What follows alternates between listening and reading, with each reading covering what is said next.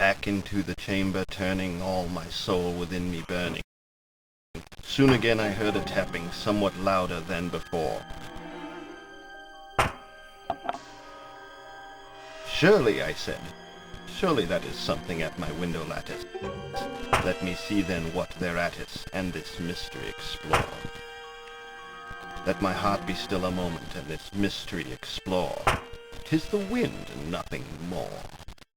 Open here I flung the shutter, when with mailing flirt and flutter, in there stepped a stately raven, of the saintly days of yore. Not the least obeisance made he, not a minute stopped or stayed he, but with mine of lord and lady, perched above my chamber door. Perched upon a bust of Pallas, just above my chamber door. Perched and sat, and nothing more. Then this ebony bird beguiling my sad fancy into smiling, by the grave and stern decorum of the countenance it wore. "Though thy crest be shorn and shaven, thou," I said, "art sure no craven, ghastly, grim, and ancient raven, wandering from the nightly shore. Tell me what thy lordly name is on the night's Plutonian shore." Quoth the raven, "Nevermore." Much I marvelled this ungainly fowl to hear discourse so plainly, though its answer little meaning, little relevance bore, for we cannot help agreeing that no living human being ever yet was blessed with seeing bird above his chamber door, bird or beast upon the sculptured bust above his chamber door, with such a name as Nevermore. But the raven sitting lonely on the plastered bust spoke only that one word, as if his soul in that one word he did outpour. Nothing farther than he uttered, not a feather than he fluttered, till I scarcely more than uttered, "Other friends have flown before. On the morrow he will leave me, as my hopes have flown before." Then the bird said, "Nevermore," startled at the stillness broken by reply so aptly spoken. "Doubtless," said I, "what it utters is its only stock and store, caught from some unhappy master, whom unmerciful disaster followed fast and followed faster, till his songs one burden bore, till the dirges of his hope that melancholy burden bore, of never, nevermore." But the raven still beguiling my sad fancy into smiling, straight I wheeled a cushioned seat in front of bird and bust and door.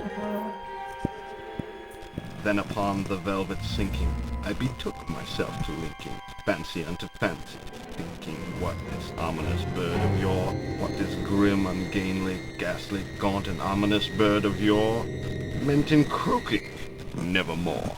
This I sat engaged in guessing, but no syllable expressing, to the fowl whose fiery eyes now burned into my bosom's core. This and more I sat divining, with my head at ease reclining on the cushion's velvet lining that the lamplight gloated o'er, but whose velvet violet lining with the lamplight gloated o'er she shall press, nevermore.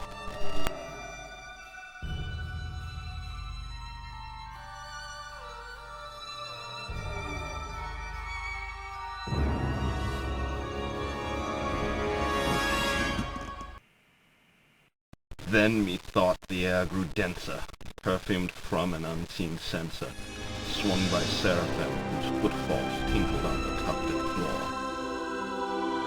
"Wretch," I cried, "thy God has lent thee, by these angels he has sent thee, respite and nepenthe from the memories of Lenore.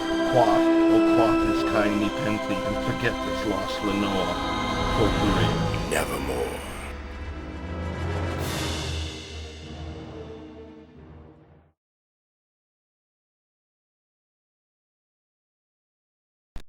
"Prophet," I said, "thing of evil, prophet still if bird or devil, by that heaven that bends above us, by that God we both adore, tell this soul with sorrow laden if, within the distant Aidenn, it shall clasp a sainted maiden, whom the angels name Lenore, clasp a rare and radiant maiden, whom the angels name Lenore."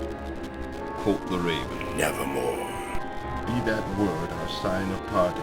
"Bird or fiend," I shrieked, upstarting, Get thee back into the tempest and the night's Plutonian shore. Leave no black plume as a token of that lie thy soul has spoken. Leave my loneliness unbroken.